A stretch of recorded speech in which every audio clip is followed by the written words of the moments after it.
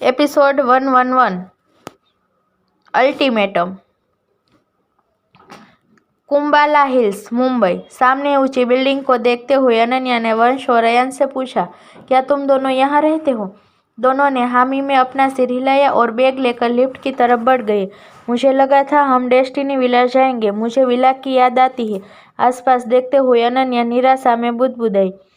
Lift के 13वें floor पर जाकर रुकी। अयान ने डोर ओपन किया और अंदर आते हुए अनन्या से बोला, आज से आप यहाँ हमारे साथ रहेंगी। तुम्हारे साथ से क्या मतलब है? मैं यहाँ सिर्फ एक दिन रहने वाली हूँ। अपार्टमेंट के अंदर आते हुए अनन्या ने कहा। 4 कमरे, kitchen, drawing room, dining area के साथ साथ एक बड़ी सी बालकनी। बालकनी से समुद्र का खूबसूरत नज़ारा दिख रहा था। वो बोली, यह काफ़ी अच्छा है। काश मैं यहाँ कुछ दिन रुक पाती। आप यहाँ रुक सकती है। पीछे से अयन की आवाज़ आई। अनन्या वापस से ड्राइंग रूम में आते हुए बोली, नहीं, मैं ऐसा नहीं कर सकती। खैर छोड़ो और बताओ, मेरा रूम कौन सा है? यह रूम आपका है। वंश ने 3rd रूम की तरफ इशारा किया।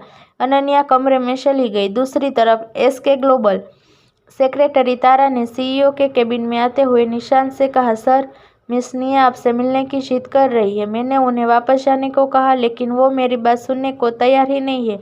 निया का जिक्र होते ही निशांत के माथे पर सिलवटें पड़ गई। उसने चिड़चिड़ेपन से कहा, उसे अंदर भेजो। Okay sir. सेक्रेटरी तारा के जाते ही केबिन का डोर नॉक हुआ और निया अंदर आ गई। उसके हाथ में एक फाइल थी। निशांत ने यह देखा और उसे सारा मामला समझ आ गया। बिना कुछ कहे उसने हाथ आगे कर दिया। निया ने थोड़ा खुश होकर फाइल निशांत को पकड़ा दी। निशांत ने जैसे ही फाइल ओपन की, फ्रंट पर ही उसे एक कॉलर नेकलेस का डिज़ाइन दिखा। उसने एक बाकी के डिज़ाइन पर एक सरसरी नज़र डाली। इस बीच उसके एक्सप्रेशन में तनिक भी बदलाव नहीं आया। फाइल टेबल पर रखते हुए उसने निया को देखा, जो बेसब्री से उसके बोलने का इंतजार कर रही थी। आखिर में निशांत ने होठ हल्के ऊपर को उठे। उसने कहा, क्या तुम्हारे हिसाब से यह परफेक्ट है? निया की आंखें भर आई। वो पिछले 3 साल से लगातार मेहनत करते हुए बेस्ट डिज़ाइन बनाने की कोशिश कर रही थी, लेकिन हर बार वो फेल हो जाती। एसके ग्लोबल हर 6 महीने में अपने डिज़ाइनर को एक टास्क देती है। टास्क के रूल्स के अकॉर्डिंग उन्हें 20 बेस्ट डिज़ाइन तैयार करनी होती है, जिसके लिए उन्हें 1 महीने का समय मिलता है।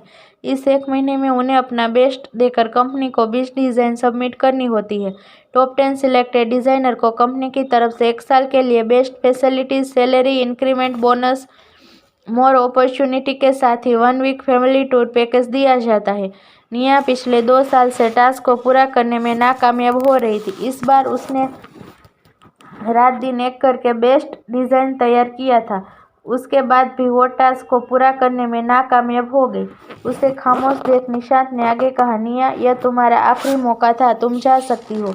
निया की आंखें जो आंसुओं से भर चुकी थी, निशांत की यह बात सुन वो पानी की धार बनकर उसकी आंखों से बाहर आने लगी।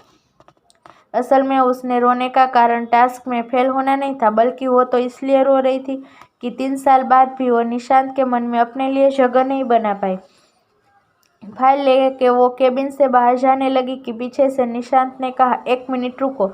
उसने मुड़कर निशांत को देखा। निशांत ने उसके सामने आते हुए कहा, मैं काफ़ी समय से तुमसे एक बात पूछना चाहता था। वो डिज़ाइन जो 3 साल पहले चोरी हो गई थी, क्या उनकी ओनर सच में तुम ही थी? निया ने दूर दूर तक निशांत से इस सवाल के पूछे जाने की कल्पना नहीं की थी, क्योंकि 3 साल पहले उसने डिज़ाइन को लेकर एक पब्लिक इंटरव्यू दिया था। वो अब सच नहीं बता सकती थी। इससे पहले वो जवाब में कुछ कहती, निशांत ने कहा, वो तुम्हारी नहीं थी। पिछले 3 साल में तुमने एक भी ऐसा डिज़ाइन नहीं बनाया जो उस डिज़ाइन को मैच कर पाए। वो डिज़ाइन बेस्ट थी, तो क्या वो सच में तुम्हारी थी? निया ने नज़रें बचाते हुए बोलने की कोशिश की, वो मेरी ही थी। उसने बनाने में मुझे बहुत समय लगा था। निशांत मजाकिया ढंग से मुस्कुराया। निया का झूठ उसकी आंखों में देख रहा था। उसने निया से कहा, ठीक है, फिर मैं तुम्हें समय देता हूँ। कितना समय चाहिए तुम्हें? 1 हफ्ते, 2 हफ्ते, 1 महीना? आई थिंक एक डिज़ाइन के लिए 1 महीना काफ़ी रहेगा। आज 17 मार्च है। तुम्हारे पास 17 मई तक का समय है, ठीक?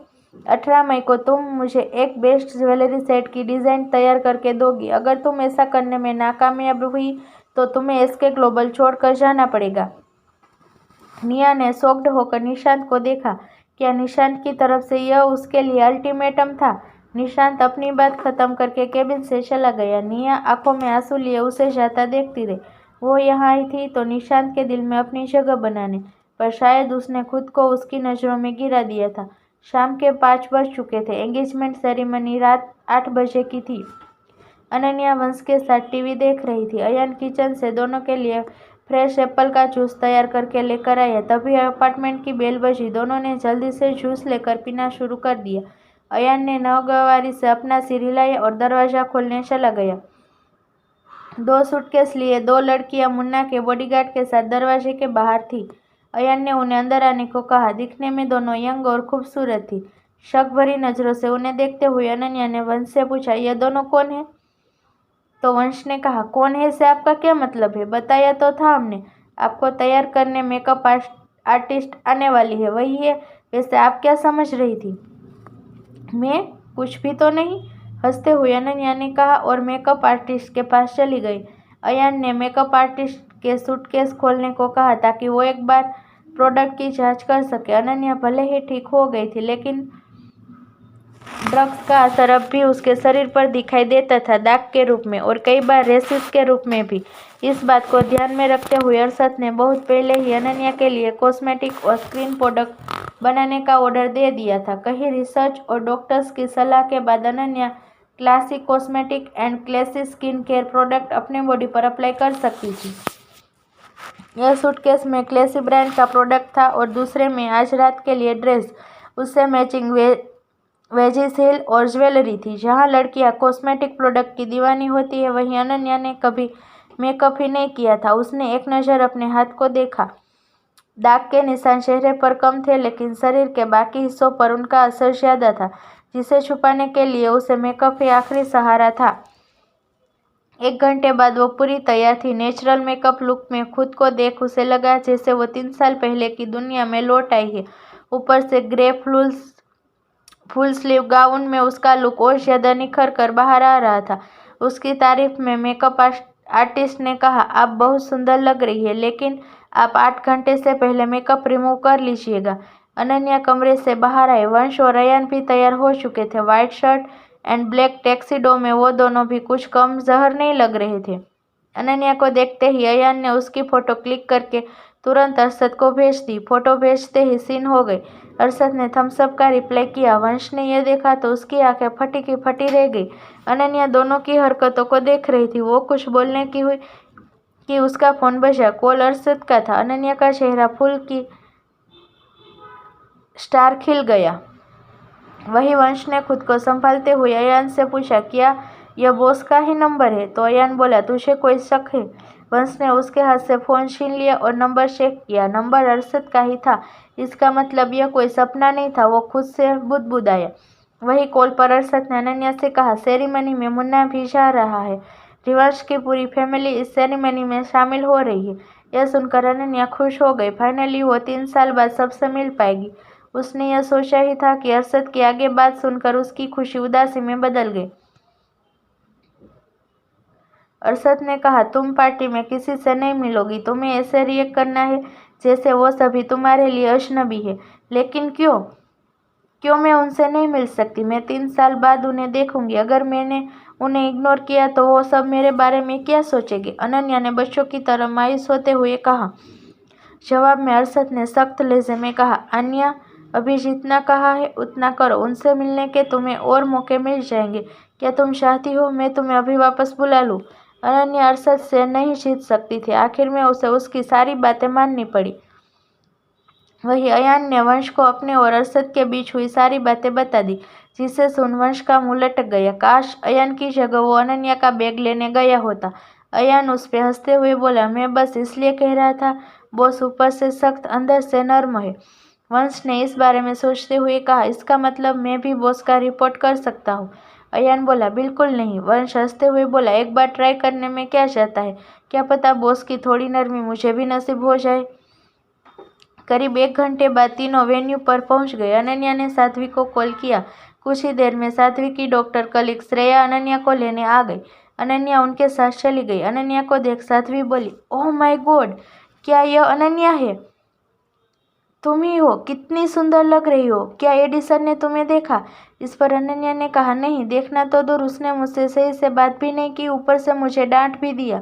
यह सुनकर साध्वी जोर जोर से हंसने लगी। उसके साथ अनन्या भी हंस पड़ी। फिर साध्वी की तारीफ करते हुए बोली, वैसे तुम भी कुछ कम नहीं लग रही। हर दिन सुंदर लगती हो, लेकिन आज तो तुम कहर ढा रही हो।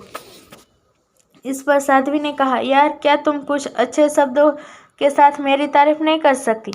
अनन्या ने कहा, नहीं, मैंने तुम्हारी तारीफ की, तुम्हें इतने में भी खुश रहना चाहिए। अगर तुम्हें ज्यादा तारीफ सुननी है तो तुम अपने होने वाले हबीब से कह देना, वो रोज 10-20 तारीफ तुम्हारी थाली में परोस दिया करेंगे। ये कहकर वो हंसने लगी तो साध्वी जीभ दिखाते हुए बोली, वेरी फनी। कुछ देर ऐसे ही एक दूसरे की टांग खींचने के बाद अनन्या को एहसास हुआ वो साध्वी के साथ अकेली है, तो उसने पूछा, तुम्हारे फ्रेंड्स नहीं है? तो साध्वी ने कहा, उन्हें पता होगा तब तो आएंगे, तुम तो जानती हो यह सगाई मैं सिर्फ फैमिली के कहने पर कर रही हूँ। मैं नहीं चाहती थी मेरे फ्रेंड मेरी सगाई के लिए यूएसए से इंडिया आए। अगर शादी तक सब ठीक रहा तो मैं उन्हें जरूर इनवाइट करूंगी, और अभी के लिए तुम काफ़ी हो। अनन्या ने कहा, हाँ, अभी के लिए तो मैं हूँ, बात का पता नहीं है। ऐसा मत कहो, एडिसन ने तुम्हें सगाई में आने दिया तो शादी में भी जरूर आने देंगे। एंड वैसे भी वो तुमसे इतना प्यार करते हैं, अगर तुम कहोगी तो वो खुद भी आ जाएंगे। तुम ऐसा क्यों नहीं करती? उन्हें मेरी शादी में लेके आना, फिर देखना मेरी शादी की खबर कैसे चारों तरफ फैलती है। उसकी ऐसी बातें सुन अनन्या उसके शब्दों पर विराम लगाते हुए बोली, बस बस, ज़्यादा सपने मत देखो। और अभी तुमने खुद कहा शादी का कुछ कंफर्म नहीं है। शादी से याद आया, कौन तुम्हारा होने वाला फियांसे है? तुमने मुझे उसके बारे में अभी तक कुछ नहीं बताया।